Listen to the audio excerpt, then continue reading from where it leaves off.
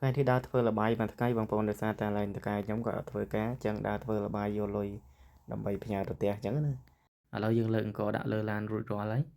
ឥឡូវបងប្រុសកំពុងជូតទឹកនៅលើឡានដោយសារសើមហើយនឹងមានកតិកទីអង្គនៅលើហ្នឹងហើយបានតិចតកែគាត់មកយកស្រោមដៃឲ្យបងប្រុសដើម្បីពេលដែលយើងលេងអង្គយើងចាប់ទៅវាឈឺដៃចឹងណាគាត់មកគាត់ភ្លេចយកស្រោមដៃមកឥឡូវតកែយកស្រោមដៃមកឲ្យគាត់ឥឡូវជូតអត់សូវស្អាតតកែគាត់ជួយជូតឲ្យតកែគាត់អត់ចេះស្ដីបន្ទោសទេបងប្អូនគាត់ស្រួលទេឥឡូវនេះម៉ាស៊ីនច្រូតរបស់គាត់តកែខ្ញុំគាត់ធ្វើស្រូវហើយពេលដែលគាត់ច្រូតស្រូវបានគាត់អត់លក់ក្របស្រូវអីគេទេគាត់កាន់ជាងកលក់តាមផ្ទះតាមខុនដូចឹងទៅឥឡូវនេះគាត់កំពុងប្រមូលលុយជាមួយនឹងម៉ួយរបស់គាត់លុយសុទ្ធបងប្អូនអង្គនៅកូរ៉េថ្លៃបងប្អូនអើយយើងញ៉ាំសល់បាយតិចតួចអីយើងបោះចោលបើគេឃើញគេស្ដីឲ្យ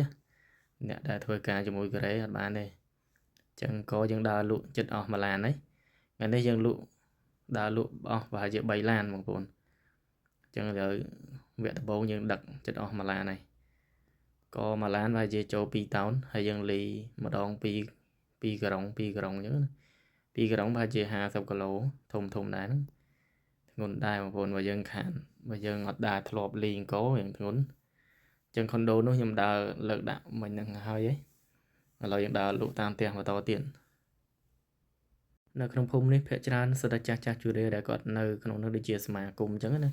ហើយមានមេភូមិមានអីគាត់ដើរទិញក៏ចាយតាមផ្ទះតាមអីចឹងទៅខ្លះណាក៏គាត់ទិញខ្លួនឯងខ្លះណាក៏គេចាយឲ្យខ្លះចឹងទៅនៅកូរ៉េចាស់គេមានរបបរបស់គេបងប្អូនពេលដែលចាស់ទៅមានរត់គេចិញ្ចឹមអញ្ចឹងណាអង្គបាយទឹកអីហ្នឹងគេផ្គត់ផ្គង់ឲ្យឥឡូវនេះយើងលើកអង្គរួចរាល់ហើយយើងទៅរកបាយឥឡូវតកែក៏ជូនទៅដាក់នៅហាងបាយដើម្បីញ៉ាំបាយពេលថ្ងៃត្រង់ឥឡូវបងជិះទៅហើយយើងហត់ដែរបងប្អូនយើងលើកអង្គយ៉ាងធ្ងន់រាល់ដងយើងធ្វើការអត់សូវ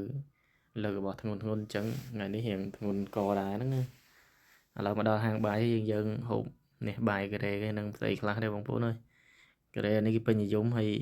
យើងអត់សូវចេះ